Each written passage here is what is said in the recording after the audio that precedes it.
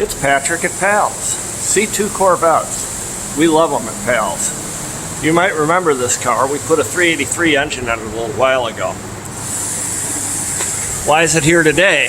Well, it's here today because it needs steering work. The tie rods, the sleeves, and the inner tie rods were all worn out on the car. Also, the steering rag joint, which is up here, right there, was worn out. In addition to that, we're adding a steering stabilizer shock. And what that does is it takes the shock, when you hit a pothole, it transfers it into this shock absorber. And it keeps the steering straight. It doesn't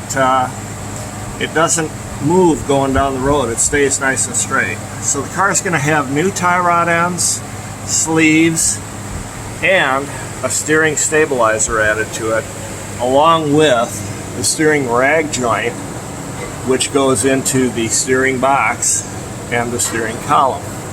All these things will tighten it up so that this customer can enjoy the power of the new engine.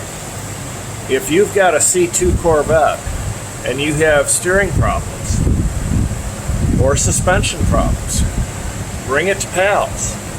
We're equipped to handle it. See you soon.